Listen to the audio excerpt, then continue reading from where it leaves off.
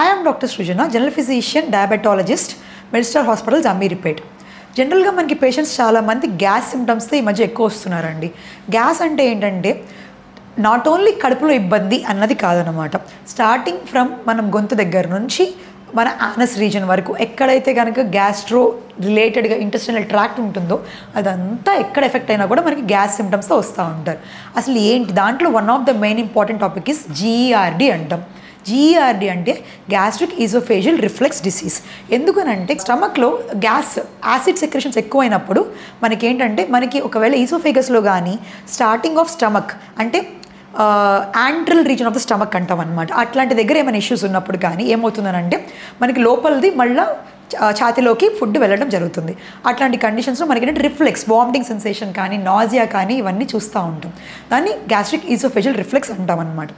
అది ఎలాగా మనకి ఎక్కువ ఉంటే కండిషన్స్ ఏమేమి చూడొచ్చు అని అంటే మనకి లోవర్ ఈజోఫేజియల్ స్పింక్టరల్ ఏమైనా డిఫరెన్సెస్ ఉన్నప్పుడు అంటే మనకి మూమెంట్ ఫుడ్ తిన్నప్పుడు ఎలా ఉంటుందని అంటే అది పొట్టలోకి వెళ్ళాలంటే ఒక పెరిస్టాల్సిస్ జరగాలి. అప్పుడు ఆ స్పింక్టర్స్ అనేవి యాక్షన్ చూపిస్తాయి అన్నమాట. అక్కడ ఏమైనా అది లూజ్గా ఉన్నా ఆ స్పింక్టర్ యాక్షన్ సరిగ్గా లేకుండా ఉన్నా ఏమవుతుందంటే పొట్టలోనే ఛాతీలోనే ఫుడ్ ఉన్న ఫీలింగ్ కలుగుతుంది. అప్పుడు మనకి ఇట్లాంటి ఈసోఫేజియల్ రిఫ్లెక్స్ చూస్తాం. లేదు మన పడుకునే విధానం ఏమైనా తేడా ఉన్నా లైక్ ఎలా అంటే రైట్ సైడ్ పడుకుని తిన్న వెంటనే పడుకున్నా రైట్ సైడ్ పడుకున్నా ఇట్లా ఉన్నప్పుడు ఏంటంటే stomach alignment to the oesophagus అనేది డిఫరెంట్గా ఉంటుంది. ఆ టైంలో కూడా ఏంటంటే తిన్న వెంటనే మనకి నోట్లోకి ఇట్లాంటి తేన్పులు రావడం కానివ్వండి లేకపోతే ఫుడ్ వచ్చిన ఫీలింగ్ కానీ కలవడం జరుగుతుంది. So these are all the main conditions. So లేదు స్పైసీ ఫుడ్ తిన్నారు, లేదు లేకపోతే బయట ఫుడ్ ఎక్కువగా తీసుకున్నారు, ఆయిలీ ఫుడ్స్ ఎక్కువ తీసుకున్నారు, ఇట్లాంటి కండిషన్స్లో ఏమవుతుందనంటే మనకి ఒక layer of the oesophagus or stomach మనకి జనరల్ భాషలో చెప్పాలి అంటే కొట్టుకుపోతుందని చెప్పొచ్చు. అట్లాంటివి ఉన్నప్పుడు ఏంటంటే ఇట్లాంటి కండిషన్ మనం చూస్తూ ఉంటాం. సో దానికి ఎలాంటి జాగ్రత్తలు తీసుకోవాలి మనకి. గ్యాస్ట్రిక్ ఈజోఫేజియల్ రిఫ్లెక్స్ డిసీజ్ అన్నది సింపుల్గా మనకి lifestyle modifications or food habits change చేసుకుంటే చాలా వరకు మనం కంట్రోల్ చేసుకోవచ్చు.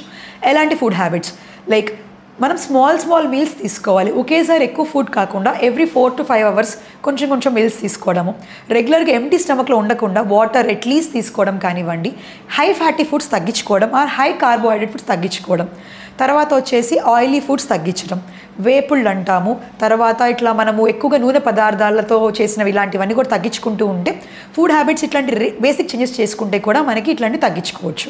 తర్వాత ఉప్పు తగ్గించుకోవాలి, తర్వాత వాటర్ కంటెంట్ ఎక్కువ తీసుకోవాలి, తిన్న వెంటనే పడుకోకూడదు, అట్లీస్ట్ ఒక 15 to 20 minutes వాక్ చేయవచ్చు. దెన్ వచ్చేసి లేట్ నైట్ ఫుడ్ తీసుకోవడం జంకింగ్ అన్నది ఆపేసేయాలి. Like at least your dinner should be like 8 to 9 should be closed. ఇట్లాంటి కండిషన్స్ మనం చేసినప్పుడు ఏంటంటే ఇట్లాంటి జాగ్రత్త మనం తీసుకున్నప్పుడు ఇలాంటి గ్యాస్ట్రిక్ ఈసోఫేజియల్ రిఫ్లెక్స్ డిసీజ్ అనేది మనం తగ్గిస్తాం. Medications yes there are medications for this. జనరల్గా మనం బయట వెళ్ళి గ్యాస్ మెడికేషన్స్ అని తీసుకుంటాం. PPIs ప్రోటాన్ పంప్ ఇన్హిబిటార్స్ అంటాం, తర్వాత సెలెక్టివ్ ఇన్హిబిటార్స్ ఉంటాయి కొన్ని. ఇట్లాంటివన్నీ కూడా ఏంటంటే మనం తీసుకున్నప్పుడు యాసిడ్ సెక్రెషన్ తగ్గించుకుంటూ జరగవచ్చు. దానివల్ల ఈ ఈసోఫేజియల్ రిఫ్లెక్స్ అనేది తగ్గుతుంది. లేదు అంతకంటే సివియారిటీ ఉంది అన్న వాళ్ళకి అంటే there are surgical advises for us. మనం ఒకసారి ఒకవేళ సివియారిటీ మీ యొక్క సివియారిటీని బట్టి మనం లైఫ్ స్టైల్ మోడిఫికేషన్ సరిపోతుందా, మెడికల్ ట్రీట్మెంట్ సరిపోతుందా, సర్జికల్ ట్రీట్మెంట్ కావాల్సి వస్తుందా అన్నది డిస్కషన్ చేస్తామన్నమాట. దాన్ని బట్టి మనం అడ్వైస్ చేయడం జరుగుతుంది. సో ఫర్దర్గా కనుక వీటి గురించి ఎలా ఏంటన్నది తీసుకోవాలి, మెడికేషన్స్ అవసరం పడుతుందా or over the top medications over the counter medications మనం రెగ్యులర్గా తీసుకోవచ్చా లేదా అన్నది డాక్టర్ని అడిగి కంటిన్యూ చేసుకోండి. Thank you. మీకు మంచి ఆరోగ్యం కోసం ఎల్లప్పుడూ తోడుగా మెడిస్టార్ హాస్పిటల్స్.